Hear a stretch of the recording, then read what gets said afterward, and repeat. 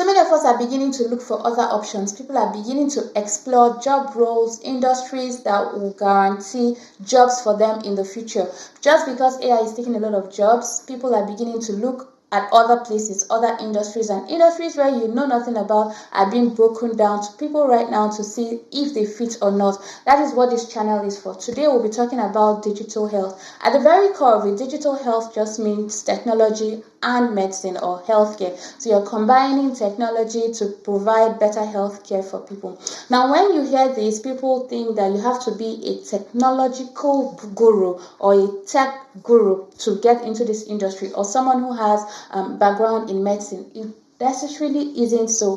While there are roles that of course you have to have medical background to do, there are also other roles that you can consider if you still want to get into this industry but you don't have this background. Now, there are transferable skills that you have from your previous industries that can be applied to this industry.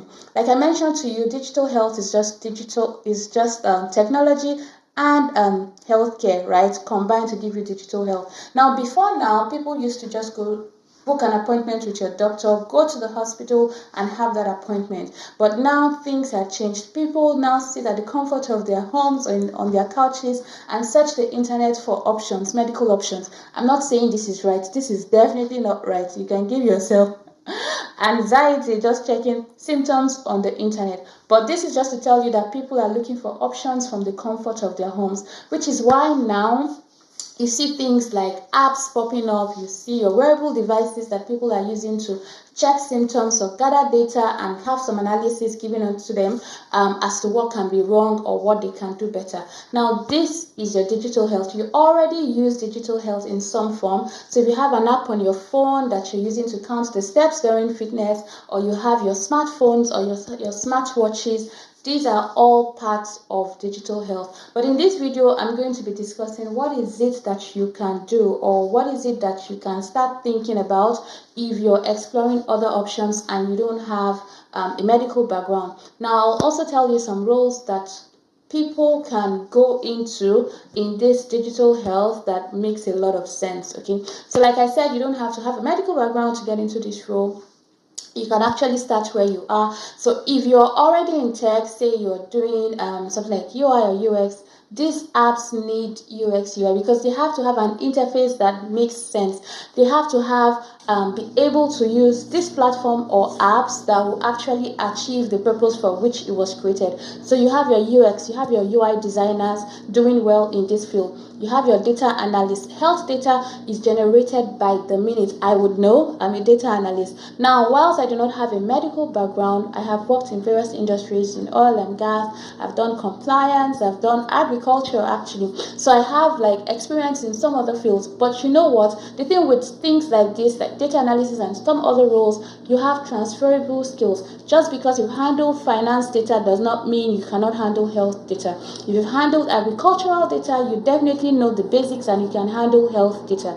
So that is the kind of thing you should be thinking. People in cybersecurity have a place in this industry. There are DevOps in this industry. You have developers in this industry. So this is not even just about the technical side. You have finance people in this industry. There are marketers in this industry. There are sales guys in this industry. So it's not for you to just assume when you hear healthcare or you hear health, you just say, oh, I don't have a medical background. That is not it. What you need to be doing today is pick that thing that piques your interest. What is that thing you're interested in? So is it healthcare? Or is it women's health? I beg your pardon. Is it mental health? Is it fitness? If you know what it is you're interested in, then you can focus on that part. You can begin to read. There are lots and lots of contents on YouTube that you can watch. You can take free courses on Coursera, Udemy, and so many other platforms. You can begin to read on your own to find out about this industry. Now again, you can go through job applications while also doing this to find out the requirements that these jobs have. Okay, so you can begin to learn. if it's a skill that you can get on your own, you can definitely go ahead and get it. So these are the kind of things that you can do as long as you're interested in the industry. Okay, that is all that matters. Like I said, there are some roles that definitely require you to have some background or a degree course or certificate in the medical field. If it's something you can get, you can begin to work towards it. And if it's not, then you can maybe look for alternatives where your transferable skills or your soft skills that you already have can be applied into.